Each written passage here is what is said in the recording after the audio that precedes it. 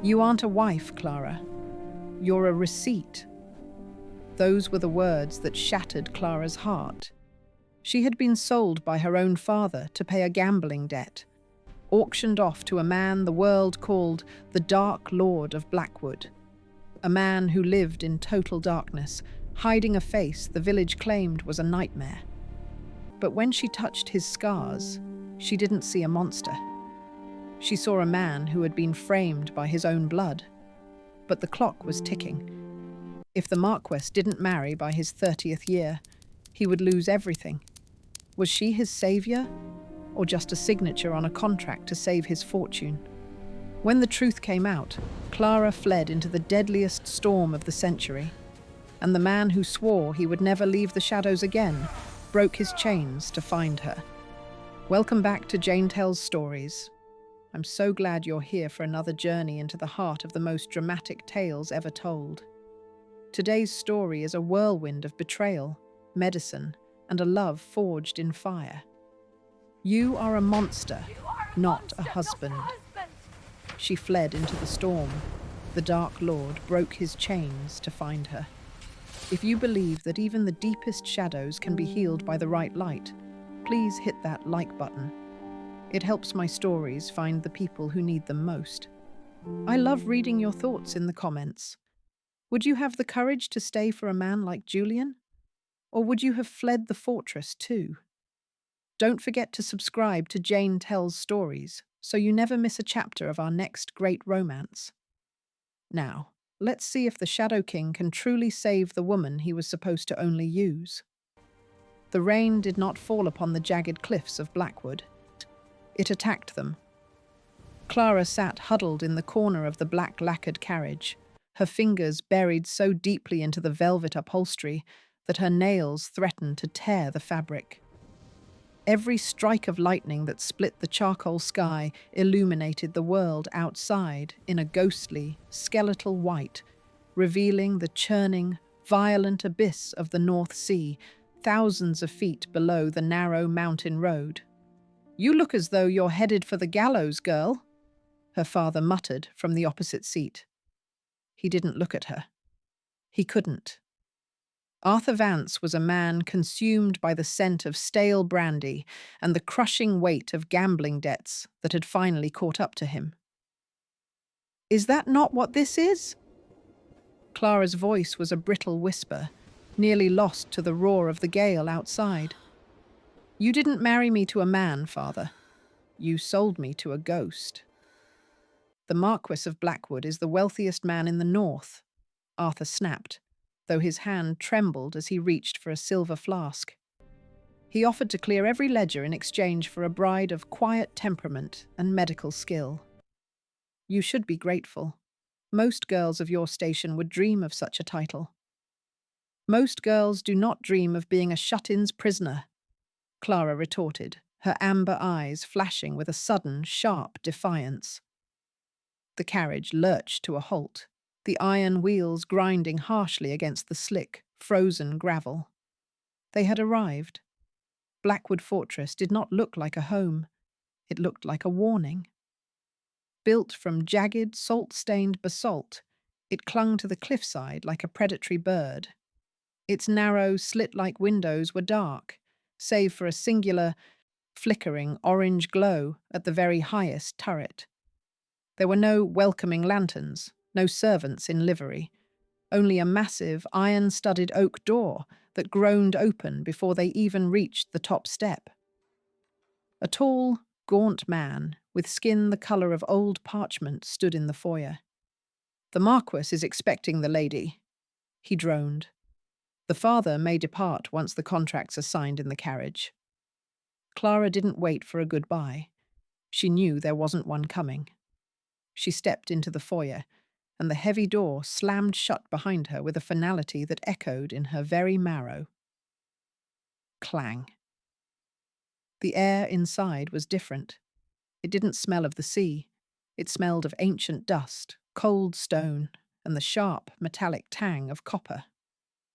"Follow me," the steward commanded, leading her up a winding stone staircase where the only light came from the trembling candle in his hand. The shadows cast by the suits of armor in the hallway seemed to reach for her as she passed.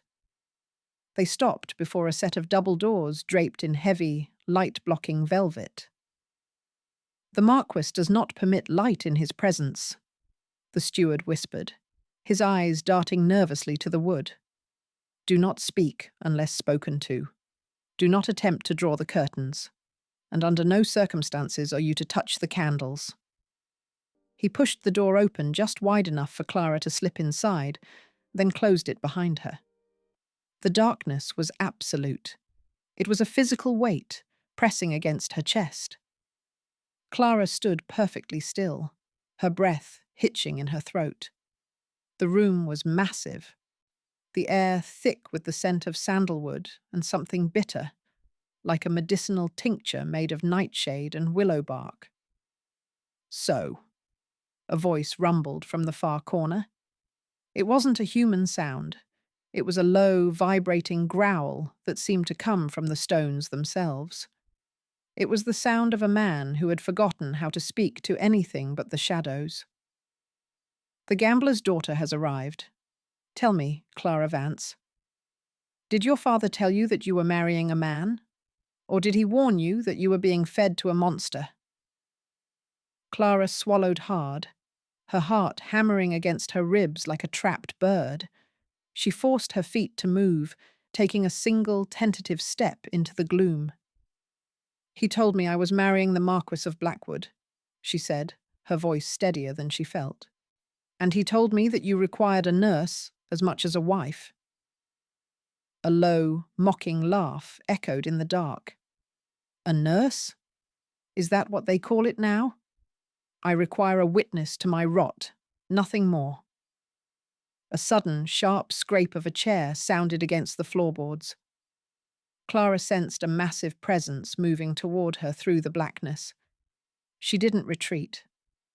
She stood her ground even as the scent of sandalwood grew overpowering. "You are a brave little thing," the voice whispered, now so close she could feel the heat of his breath against her ear. "But bravery is just a different word for ignorance. Look at me, Clara. Look at the Dark Lord your father sold you to." A single small match was struck. The flame flared to life, a tiny, violent orb of orange in the vast sea of black. The man holding it was towering, his broad shoulders casting a shadow that swallowed the entire wall. But as the light hit his face, Clara didn't scream. He wore no mask, but he lived in a prison of his own making. The Marquess of Blackwood was younger than the rumours, with raven black hair and a jawline like a blade. But his skin was a map of tragedy. Half his face was untouched, strikingly handsome, while the other half was a mesh of silver-white scars that pulled at the corner of his dark, haunted eye. "Well," he rasped, the match burning down toward his scarred fingers, his gaze searching hers for the inevitable look of revulsion. "Call me a monster, and be done with it. Flee back to the storm. I have the contract. Your father's debts are paid either way." Clara didn't move. She didn't look away. Instead, she reached out, and her fingers hovering just inches from the matchlight. "You are not a monster, my lord," she whispered, her eyes meeting his with a terrifying, calm intensity. "You are simply a man who has stayed in the dark for far too long." The match flickered and died.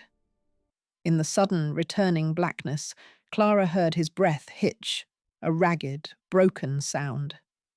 "Stay in the foyer tonight," he commanded, his voice shaking with a sudden, suppressed fury. "If I see your face again before dawn, I will make sure you regret ever stepping foot on these cliffs." Clara retreated to the hallway, but as she looked back at the heavy velvet doors, she saw a thin line of red light seeping from beneath them. The Dark Lord wasn't just sitting in the dark, he was burning something. The heavy velvet doors of the master suite remained shut, but the silence of Blackwood Fortress was not empty. It was a living, breathing thing that pressed against Clara's eardrums. She did not retreat to the cold, draughty guest wing as commanded. Instead, she sat on a moth-eaten settee in the hallway, her medical bag resting in her lap like a shield. Hours bled into the deep, hollow belly of the night. The storm outside had settled into a rhythmic, melancholic weeping against the high stone slits of the corridor. It was then she heard it, a sound that bypassed her fear and struck directly at her training. A cough.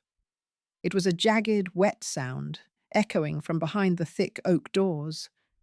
It was followed by a sharp, metallic clatter, the sound of a basin hitting the floor, and then a long, agonizing silence that felt heavier than the dark itself. Clara did not hesitate. She rose, her boots silent on the damp stone, and pushed the doors open. The room was no longer entirely black. A singular, guttering candle sat upon a mahogany washstand, its flame dancing frantically in the draught. The air was a suffocating soup of scents, the cloying sweetness of old parchment, the sharp, acidic bite of iron gall ink, and beneath it all, the unmistakable herbal bitterness of digitalis and dried aconite. The Marquess was slumped in a high-backed wing chair, his silhouette a jagged mountain against the flickering orange light.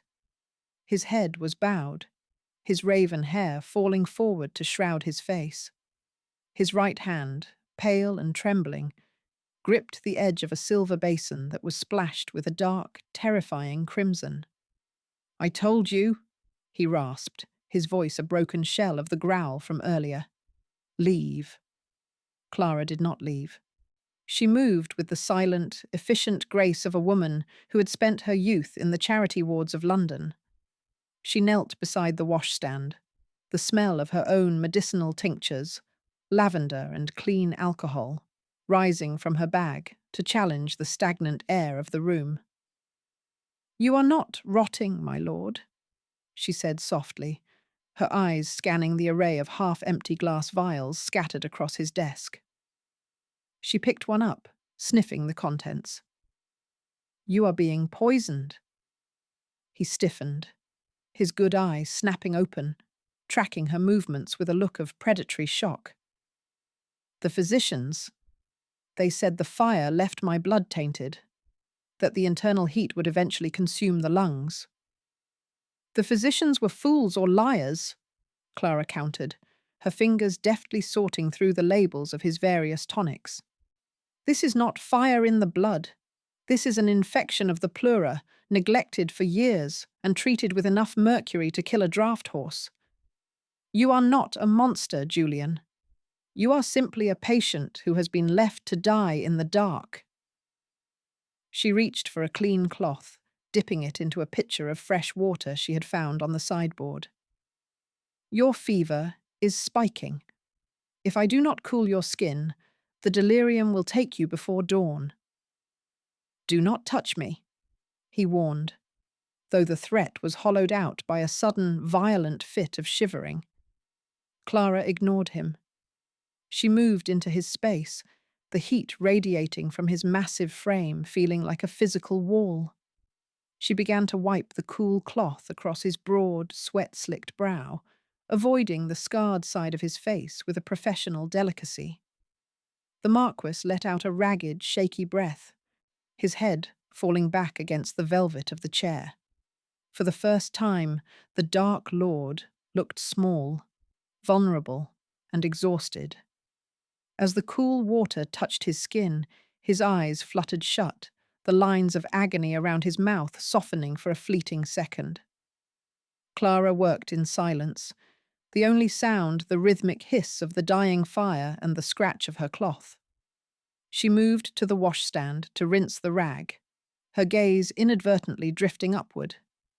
In the dim, erratic light of the singular candle, a massive gold-framed mirror hung tilted on the wall. It was tarnished, the silvering foxed and peeling, but it was clear enough. Clara froze. In the reflection, she saw him clearly. He had turned his head slightly toward her, his dark, intense eye wide and fixed on her image in the glass. The porcelain pale skin of his unscarred side was illuminated by the gold of the flame, while the silver web of his scars caught the shadows, making him look like a statue carved from both marble and storm-tossed wood. He wasn't just looking at her. He was watching the way she looked at him. He caught her gaze in the mirror, his pupils blown wide with a mixture of raw, naked vulnerability and a sudden, sharp flare of something much more dangerous. "You've seen it now," he whispered through the reflection, his voice a low, terrifying vibration that made the glass seem to tremble. "The monster in the light. Tell me, nurse, is there a tincture in that bag of yours for a soul that has already turned to ash?" Before she could answer, his hand shot out, his fingers closing around the edge of the mirror with a sudden, violent strength. He didn't pull her closer. He tilted the glass away, shattering the connection, leaving them both staring into nothing but the flickering, empty dark. The mirror remained tilted away, a silent wall of glass between them. But the tension in the room was a living thing, thick as the scent of the nightshade on the desk. Julian remained slumped in his chair, his breathing laboured, the harsh rasp of his lungs the only metronome for the passing seconds. "The mirror shows only what you believe is there, my lord," Clara said, her voice dropping to a calm, clinical low. "I am interested in what is real."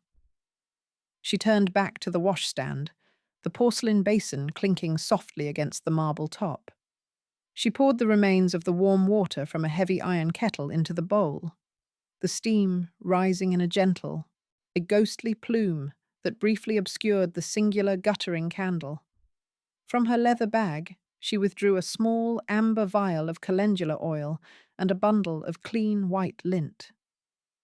"Your physicians treated the fire with ice and mercury," she murmured, moving back into his space. "They drove the heat inward.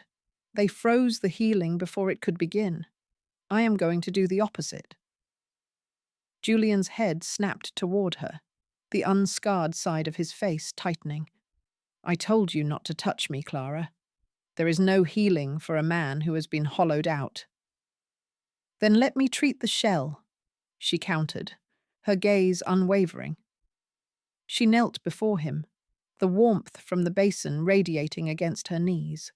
With a boldness that made her own pulse skip, she reached for the heavy, silk-embroidered cuff of his sleeve.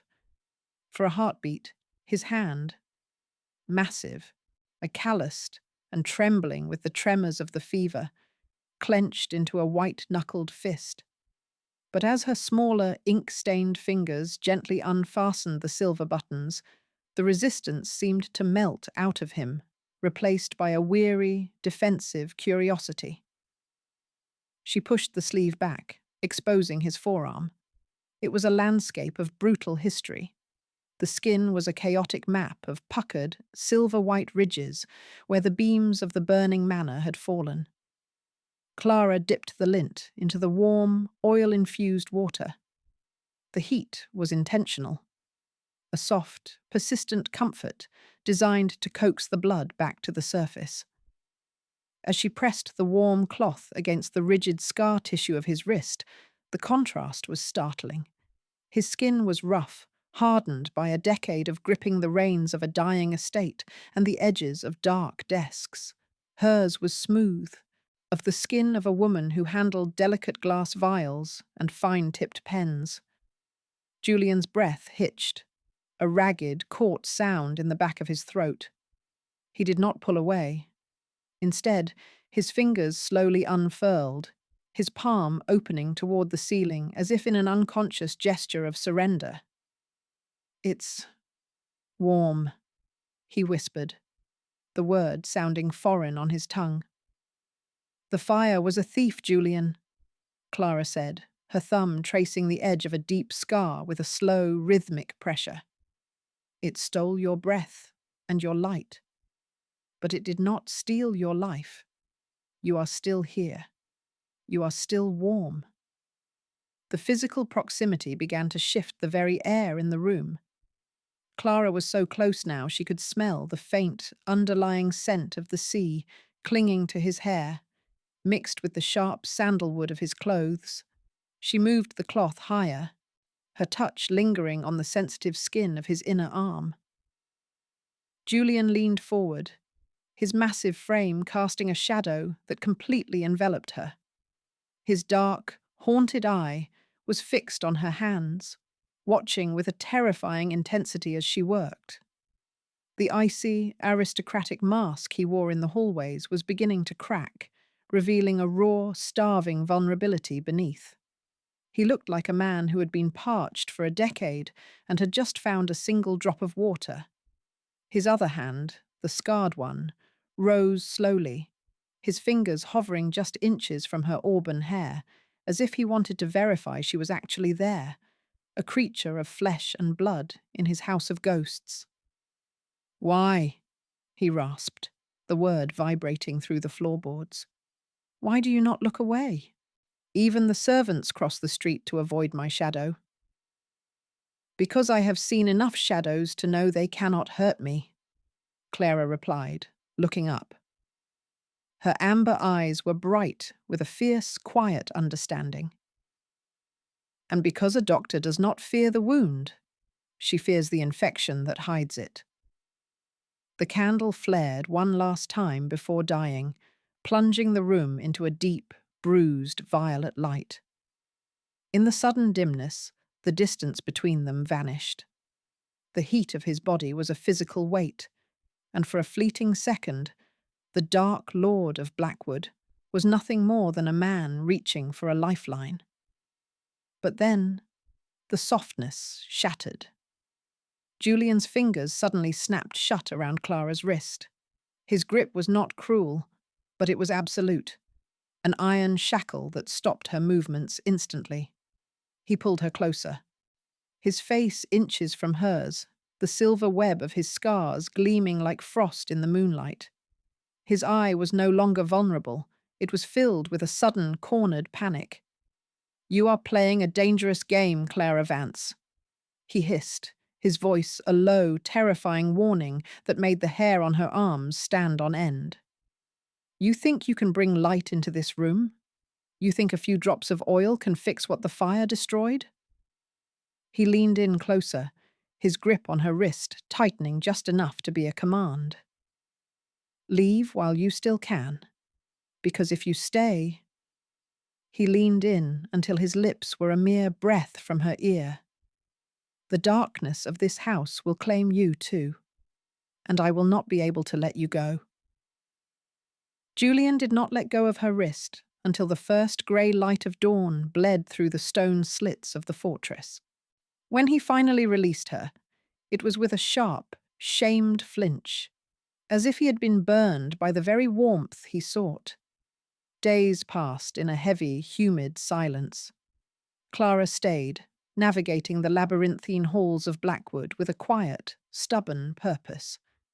She saw him only in fleeting shadows, a dark silhouette at the end of a corridor or the sound of a heavy door slamming in the wind. But on the fourth night, the scent of sandalwood led her to the north wing, to the library. It was a cathedral of forgotten knowledge. The walls were lined from floor to soaring ceiling with thousands of volumes, their spines cracked and gilded, smelling of ancient leather, pressed vellum, and the sweet, choking dust of decades. A massive velvet curtain, deep crimson and heavy as a shroud, bisected the room, shielding the far corner from the meagre light of the fireplace. "I told you the darkness would claim you." His voice rumbled from behind the heavy fabric. It was deeper here, stripped of the defensive growl, resonating through the floorboards like the low pull of the tide. "The darkness is merely a lack of information, my lord," Clara replied, her fingers tracing the embossed spine of a treatise on celestial navigation. "And this room is full of it." She sat on a low velvet ottoman near the curtain. She did not try to pull it back. She respected the barrier he had built. From her bag, She drew a small bundle of dried mint, crushing it between her fingers to cut through the heavy dust. "You have a first edition of Boyle's Experiments," she murmured, her good eye scanning the titles. "And The Anatomy of Melancholy. You are a man of science, Julian. Why do you treat your own body like a superstition?" There was a long, weighted silence. Then, the sound of a heavy book being opened behind the velvet. "Because science explains the world, Clara. It does not explain why the world survives when the light goes out." And then he began to read.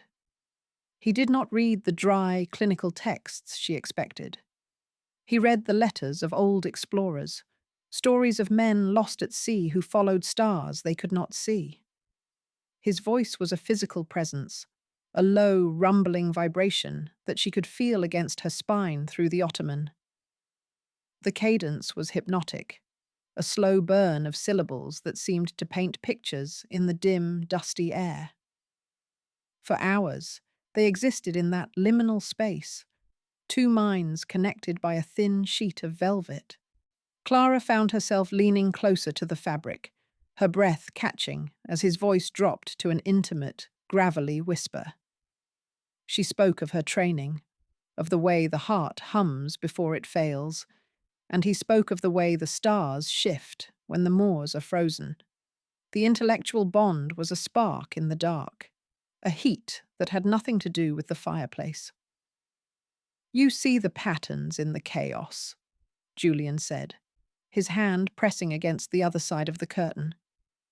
She could see the indentation of his palm through the fabric, mere inches from her shoulder. "I had forgotten that anyone looked at the world that way." "The patterns are always there, Julian," she whispered, her hand rising to hover over the ghost of his touch. "You just have to be willing to look." The moment was fragile, a bridge of glass built between a monster and a nurse.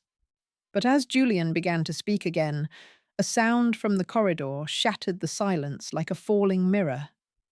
It was a laugh. It was a bright, melodic, and entirely cruel sound, a high society chime that had no place in the echoing gloom of Blackwood.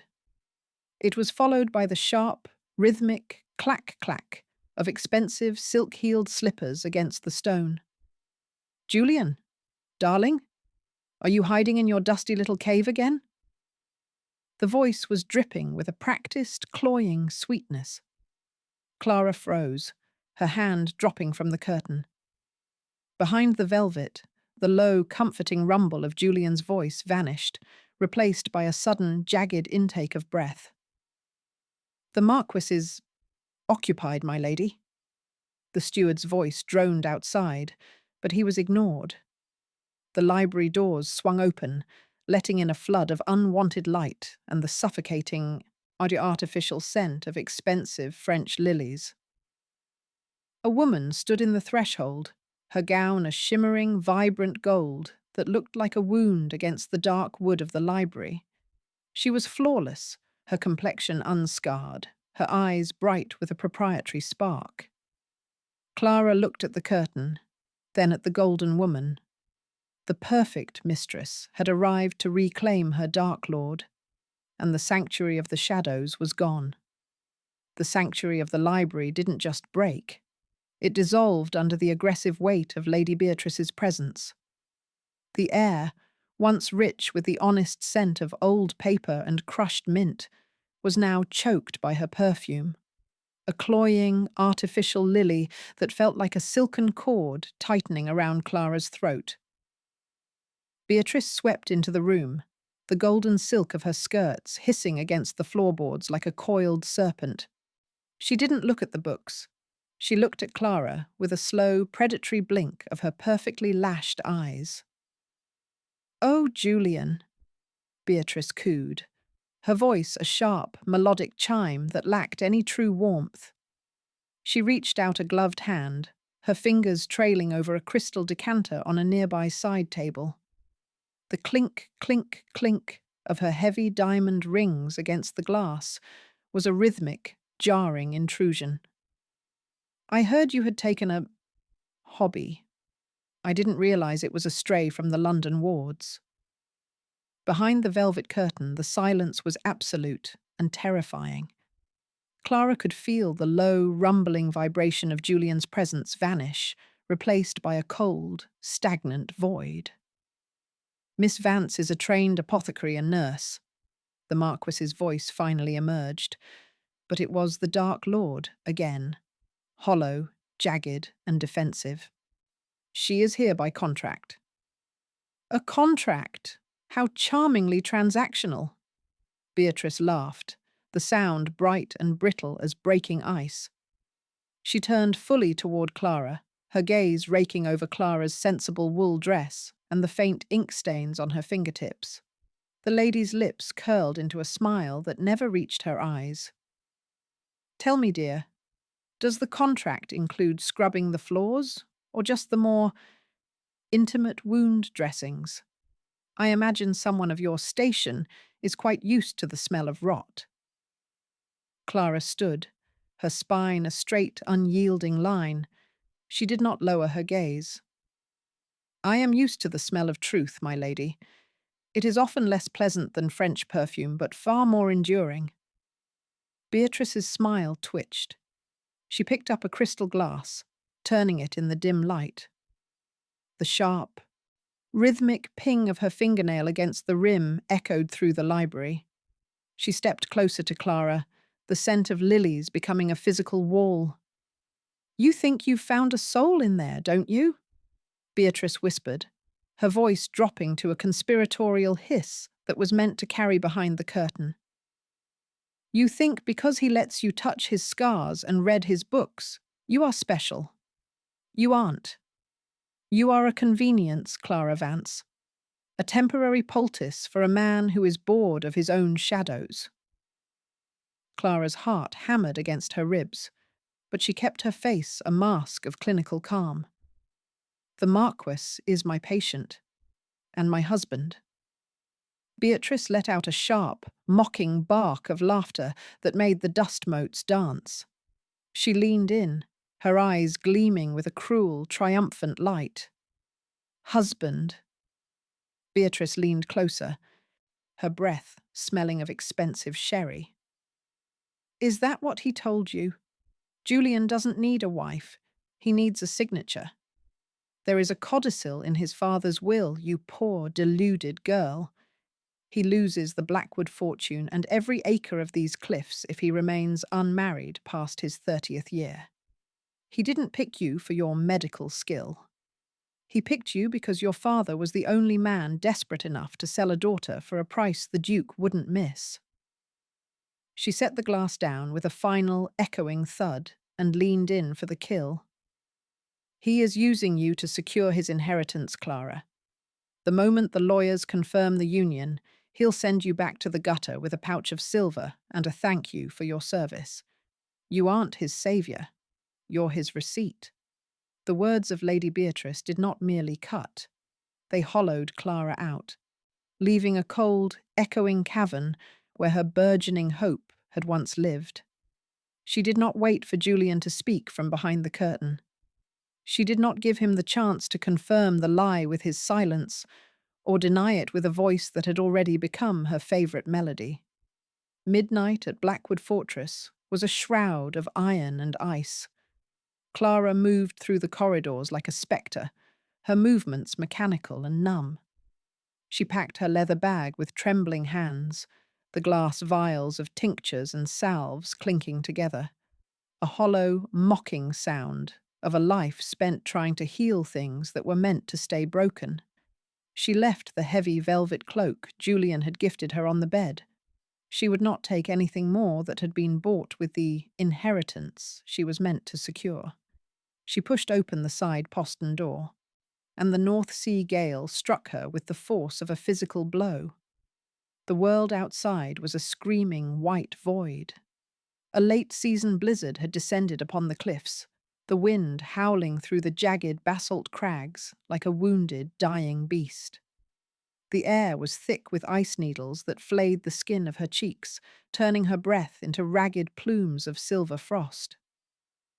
I am a nurse. she whispered into the storm, her voice snatched away instantly by the gale. "I know when a wound is terminal." She began to walk, her thin boots sinking deep into the treacherous, shifting drifts. The fortress loomed behind her, a dark, hulking leviathan in the whiteout, its singular turret light looking like a cold, uncaring eye. Every step was a battle against the crushing weight of the wind. The biting cold was absolute, a predatory thing that seeped through her modest wool dress and settled into her joints, slowing her blood until her heart felt like a leaden weight in her chest. The path to the village was gone, erased by the shifting snow. Clara stumbled, her knees striking the frozen earth beneath the drifts. The sound of the sea, crashing thousands of feet below against the rocks, was a rhythmic, hungry roar that filled her ears, competing with the shriek of the wind. She was losing the feeling in her fingers. The grey fog she had feared in her vision was being replaced by a blinding, white haze of exhaustion. Her lungs burned with every intake of the ice-chilled air, the same jagged rasp she had heard in Julian's chest. "Just a signature," she choked out, her legs finally giving way. She collapsed into a deep drift, the snow piling around her like a cold, white shroud. The darkness she had tried to heal in the Marquess was now claiming her, just as he had warned. Her eyelids grew heavy, the world tilting into a peaceful, freezing blur. The howling of the wind began to fade into a dull, distant hum. Through the whiteout, a new sound emerged, the rhythmic, frantic thud of hooves striking frozen earth. Clara forced her eyes open one last time. Through the swirling chaos of the blizzard, a massive, dark shape materialized. It was a horse, its coat matted with ice, and astride it was a figure draped in a heavy, wind-whipped cloak of midnight black. The rider looked like a demon born of the storm, towering and terrible, breaking through the veil of white. He was coming for her, but as the dark figure leapt from the saddle and began to wade through the waist-deep snow toward her, Clara couldn't tell if it was her savior or the shadow she had spent her life trying to outrun. The cold had moved beyond a sting. It was a heavy, rhythmic thrumming in her veins that felt like the onset of sleep. Clara's head lolled against the frozen drift, her lashes spiked with ice, her good eye fixed on the dark, looming shape that tore through the whiteout. Then, the world shifted. A pair of massive, gloved hands plunged into the snow, seizing her shoulders with a desperate, crushing strength. She was hoisted upward, her limp body as light as a broken bird against his broad chest.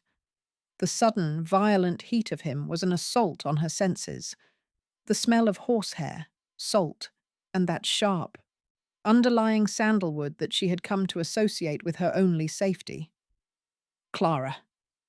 The name was a jagged roar, torn from a throat that hadn't faced the open wind in years.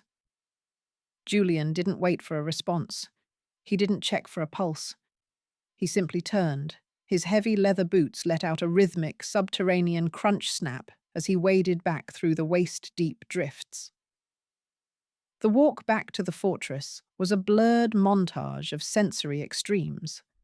Clara felt the abrasive texture of his wool greatcoat against her frozen cheek, and the frantic sledgehammer beat of his heart through the layers of fabric. It was a terrifying, vital rhythm.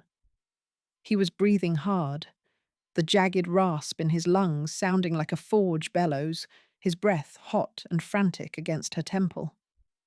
"Stay with me," he hissed, his voice vibrating against her collarbone. "Do you hear me, Clara? You do not have permission to leave?" He didn't put her on the horse. He didn't trust the animal on the slick cliffside with her life in the balance. He carried her. Every step was a battle against the gale that tried to shove them into the abyss, the wind shrieking like 1,000 silver needles. The heat radiating from his massive frame was the only thing keeping the darkness from claiming her entirely. She felt the flex of the powerful muscles in his arms, the scarred one and the smooth one, working in tandem to shield her from the bite of the blizzard. The fortress loomed out of the white, no longer a prison, but a lighthouse. The grand entrance of Blackwood was illuminated by a dozen flickering lanterns. Inside, the great hall was filled with the low, a buzzing murmur of Lady Beatrice and her travelling party, aristocrats in silks and velvet, sipping warm brandy and laughing at the dark lord's expense while the storm raged outside. They never heard the horse. They only heard the door. Boom. The massive, iron-studded oak doors didn't just open. They were kicked inward with a violence that made the crystal chandeliers overhead shiver and chime. Julian stepped into the light of the great hall, a vision of absolute, unmitigated fury. He was drenched in melted ice, his raven hair plastered to his brow, his greatcoat heavy with sleet. He held Clara tightly against his chest, her pale, ink-stained hand dangling helplessly over his arm. The room went deathly silent. Brandy glasses stopped mid-air. The Marquess of Blackwood stood in the centre of the hall, his face entirely exposed. He had left his mask in the library. In the brutal, unforgiving light of the chandeliers, the silver web of his scars gleamed with a terrifying, wet lustre, highlighting the raw, bleeding desperation in his singular dark eye. He looked at Beatrice, then at the stunned lords and ladies of the north, his lip curling in a snarl of pure, lethal contempt. "Get out," he rumbled, the sound vibrating the very stones of the floor. "Every one of you. If a single soul remains in this house by dawn, I will show you exactly what kind of monster you've been whispering about." The storm outside had been reduced to a distant, muffled growl, but the heat within the master bedchamber was absolute. A fire roared in the hearth, the dry pine popping and spitting sparks that danced like tiny, trapped stars against the soot-stained bricks. Clara drifted in a hazy, golden equilibrium. The biting ice that had settled into her marrow was being slowly coaxed out by the heavy down quilts and the persistent, radiating presence of the man sitting at her bedside. "Drink," Julian murmured. He didn't use the silver goblet of the previous nights. He held a simple ceramic bowl, the steam carrying the savoury, grounding scent of beef broth, wild thyme, and a thick, soothing swirl of heather honey. He slid his scarred hand behind her neck, lifting her with a terrifyingly gentle strength, and pressed the rim to her lips. The broth was hot, the sweetness of the honey coating the back of her raw throat, a liquid lifeline that made her eyes sting with a sudden, overwhelming warmth. He didn't look away this time. His mask was still missing, his ruined cheek exposed to the flickering firelight, the silver-white ridges of his skin looking soft, almost luminous, in the amber glow. "Beatrice was right about the will," he said suddenly, his voice a low, jagged rasp that seemed to vibrate through the mattress. He set the bowl aside, his fingers clenching into a white-knuckled fist atop his knee. "The inheritance is tied to a wedding.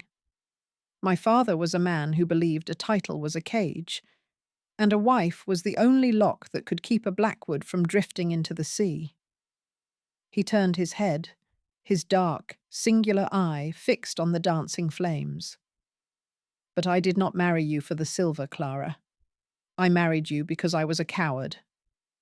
The confession hung in the air, heavier than the scent of the wood smoke. Clara tried to speak, but he held up a hand, his thumb tracing the edge of his own jaw with a slow, shamed movement.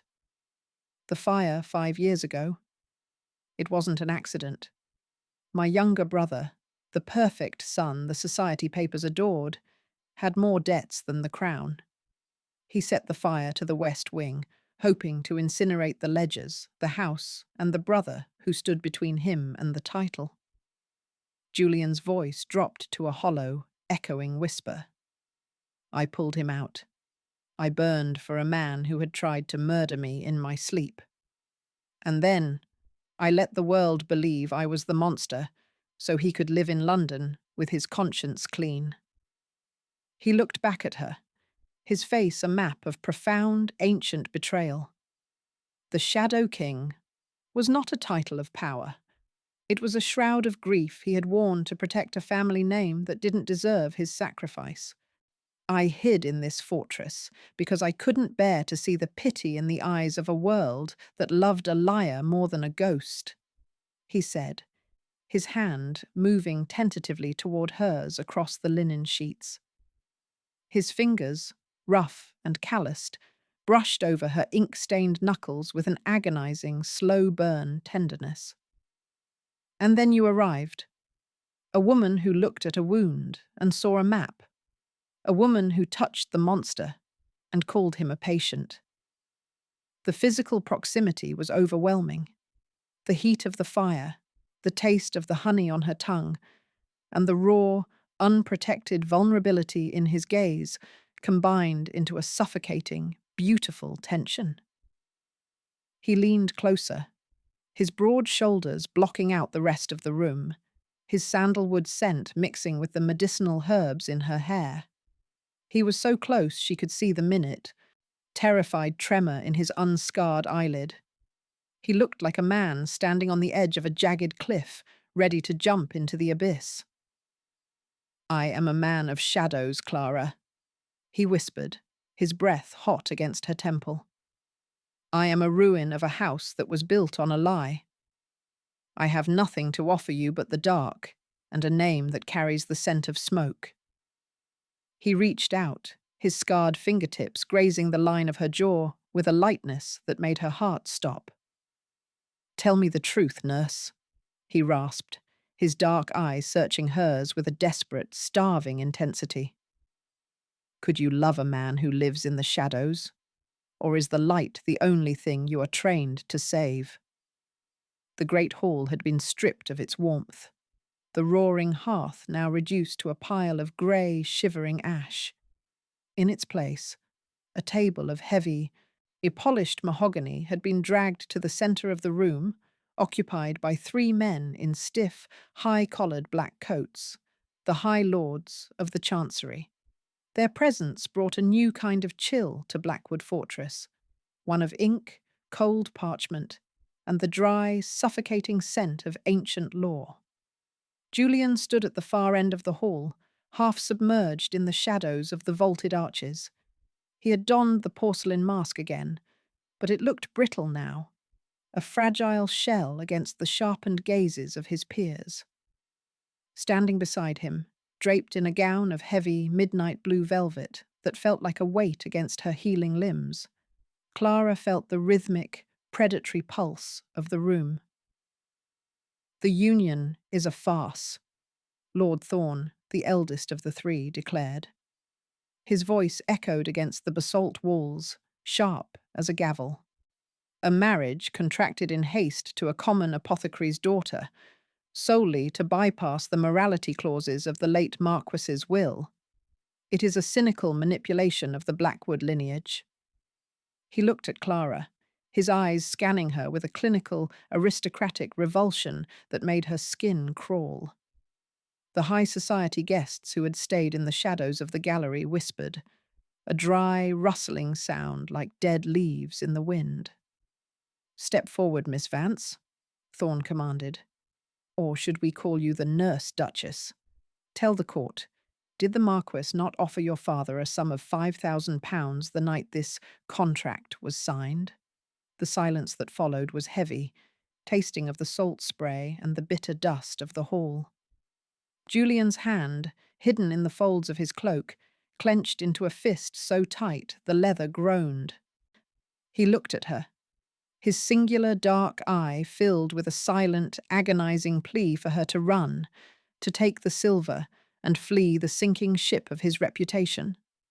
Clara stepped into the circle of light, her boots clicking with a slow, deliberate cadence on the stone floor.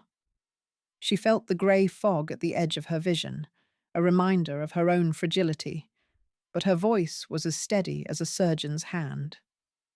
"The sum was paid," Clara said, her voice small but resonant, carrying to the very rafters.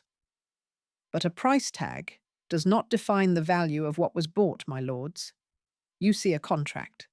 I see a man who has spent 5 years paying for a crime he did not commit." A ripple of mocking laughter broke out from the gallery, led by the sharp, melodic chime of Lady Beatrice. "A crime he didn't commit?" Thorne sneered, leaning forward until the lantern light caught the yellowed ivory of his teeth. "The fire is a matter of public record, girl.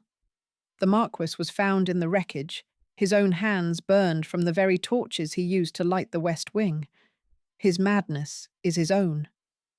"His madness was his mercy," Clara countered, her voice rising with a fierce, quiet heat that silenced the room. She reached into the deep, hidden pocket of her velvet skirts. Her fingers closed around a piece of parchment that felt as heavy as lead, a document she had found tucked behind the light-damaged spine of the Boyle's experiments in the secret library. It was singed at the edges, the ink faded by the sea air, but the seal was unmistakable. She walked to the mahogany table, the smell of the old vellum and the faint, a lingering scent of smoke rising from the paper as she laid it before the High Lords. "You speak of the fire as a confession," Clara whispered, her gaze locking onto Thorne's with a lethal intensity. "But I found the truth in the shadows, where you were too afraid to look." The Lord's hand trembled as he reached for the document. As he read the frantic, jagged handwriting, a confession signed by the Marquess's younger brother and witnessed by the very steward who had stood guard over Julian's seclusion, the blood drained from his face. "This is," Thorne stammered, his voice breaking. "The proof of a framing," Clara finished, her heart hammering a triumphant, rhythmic beat against her ribs. "And the reason the Dark Lord truly hid away." Julian stepped out of the shadows, his hand rising to the edge of his porcelain mask. As the High Lords stared at the document in stunned, horrified silence, the steward at the back of the room let out a strangled gasp and bolted for the door. But not before Clara pointed a trembling finger at the bottom of the page. "Look at the date," she breathed. He knew all along." The heavy, suffocating silence of the great hall was finally broken by the sound of scuttling footsteps. Lady Beatrice and the remnants of her predatory circle fled into the morning mist, their silks rustling like the wings of retreating bats. The High Lords followed, their black-coated figures shrinking against the vast grey horizon of the moors, leaving Blackwood Fortress to the quiet, rhythmic pulse of the tide. For the first time in 5 years, the heavy velvet drapes of the master suite were thrown wide. The morning light was an absolute, golden revelation. It poured through the high stone slits, illuminating millions of dancing dust motes that looked like falling gold leaf. The air inside the fortress had changed. The stagnant, bitter scent of medicinal copper and old ash had been swept away by a sudden, brisk draught from the sea. Now, the room smelled of the impossible. The wet, sweet earth of spring, and the faint, honeyed perfume of gorse blooming early on the sheltered slopes of the cliffs. Clara stood by the window, the warmth of the sun a gentle, healing weight against her skin. The grey fog in her vision seemed to thin in the brilliance of the day, the sharp, blue line of the horizon cutting through the haze with a new, vibrant clarity. A heavy, measured footstep sounded on the floorboards behind her. Julian stepped into the full, unforgiving glare of the morning sun. He was no longer a mountain of shadows.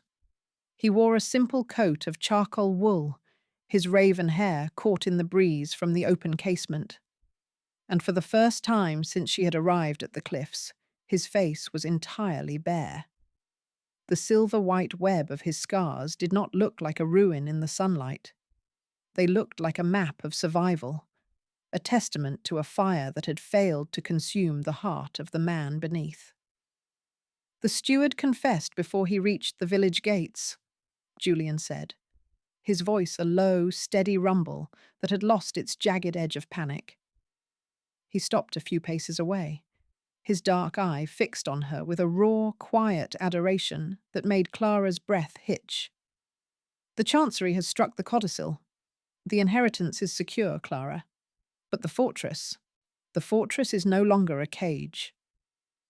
He reached out his scarred hand, his fingers opening in a slow, silent invitation. Clara did not hesitate. She slid her smaller, ink-stained hand into his, her skin feeling the vibrant, pulsing heat of his palm. The contrast, the rough, puckered ridges of his skin against the smooth warmth of hers, felt like a perfectly resolved chord. "Then let us leave the cage behind," she whispered. They walked together out of the basalt walls and onto the jagged crest of the cliffside.